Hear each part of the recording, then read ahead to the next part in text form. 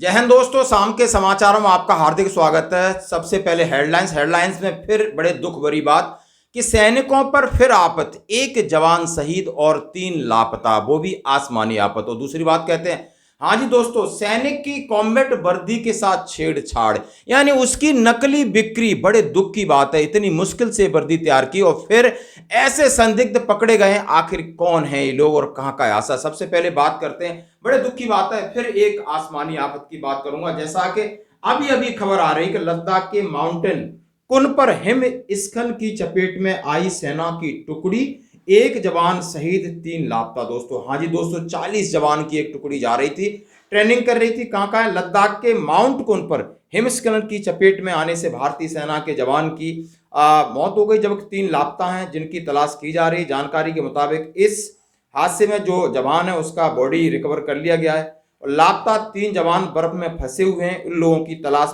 अभियान जारी है। 40 लोगों का एक दल हिमस्खलन की चपेट में आया। सेना से मिली जानकारी के मुताबिक लद्दाख स्थित हाई एल्टीट्यूड वारफेयर स्कूल है। भारतीय सेना के आर्मी एडवेंचर विंग से जुड़े लोग वहां पर नियमित प्रशिक्षण के लिए जा रहे थे। करीब 40 लोगों का एक दल हिमस्खलन की चपेट में आ जाता है। भगवान करे सब सही हो। खोज और बचाव अभियान जारी है। इस दौरान सेना के 4 जवान बर्फ में फंस गए थे। एक जवान की मौत हुई, जबकि बाकी 3 जवानों को तलाश जारी है। जानकारी के मुताबिक मौसम खराब के बावजूद बर्फ में फंसे जवानों को निकालने के लिए खोज अभियान तेज कर दिया गया है। पहले भी इस तरीके के हादसे हो चुके हैं, जैसे उसमें जिक्र किया है कि नाथुला और सिक्किम के नाथुला इलाके में, और जैसे अभी हम जान ही रहे थे कि वहाँ पर अभी किस तरह की कंडीशन है। आप सभी जानते हो कि सिक्किम के अंदर भी इस तरीके का इंसिडेंट है। बहुत 7 दिन होने वाले हैं, जवान कई फंसे हुए हैं, उनकी खोज जारी है। उनका परिवार भी जाके पहुंच गया है, अपने अपने परिजनों को, अपने अपने स्नेही, अपने अपने लोगों को, आप समझ सकते हो इतने दिन हो गए, उनके लिए पूरा प्रयास किया जा रहा है। लोग पूरे जितने रिसोर्सेस हैं उसमें लगे हुए हैं, दिन रात ऑपरेशन चल रहा है, सारे रिसोर्सेस आजमा लिए हैं और उनकी बॉडी तक रिकवर नहीं हो पा रही। दोस्तों आप समझ सकते हो उसमें कितने करीब 22 सैनिक थे, बाकी कई लोग हैं और वहाँ का जीवन कितना अस्त व्यस्त हुआ है। एक और ये आफत। दूसरी बात कहता हूँ दोस्तों, जैसा कि सेना की भर्ती का एक नया पैटर्न सामने आया, जो आपने देखा होगा, नई कॉम्बैट अभी शायद 100% जवानों तक पहुंची नहीं होगी।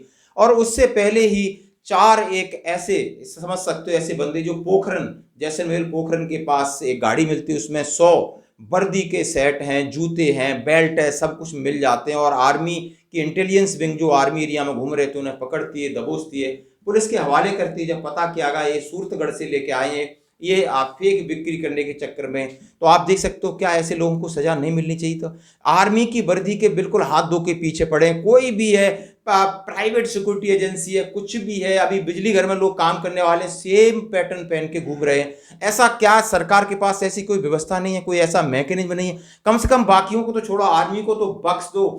उनकी इस तरह की नकल उनके लिए कितना मुश्किल पैदा होती है। उस वर्दी को पहन के लोग, देश की सुरक्षा के साथ खिलवाड़ होता है, जवानों की जिंदगी के साथ खिलवाड़ होता है, लेकिन सरकार है ये कुछ नहीं करती। पुलिस को पकड़ लिया है, पुलिस पूछताछ करेगी जो भी है। जब ये पूरी तरह प्रतिबंध है, इसके ऊपर जो भी है पनिशमेंट अमेंडमेंट किए गए थे कि नहीं, इसका कोई डुप्लीकेट नहीं होगा, इसका कोई गलत इस्तेमाल नहीं होगा। इतना सब कुछ करते हुए और इतनी सारी इन चीज़ों के पीछे अवेयरनेस फैलाई और फिर भी जो लोग ये कर रहे हैं उन्हें कठिन से कठिन दंड मिलना चाहिए। आज की खबरों में इतना ही, बने रहे हमारे साथ। जय हिंद।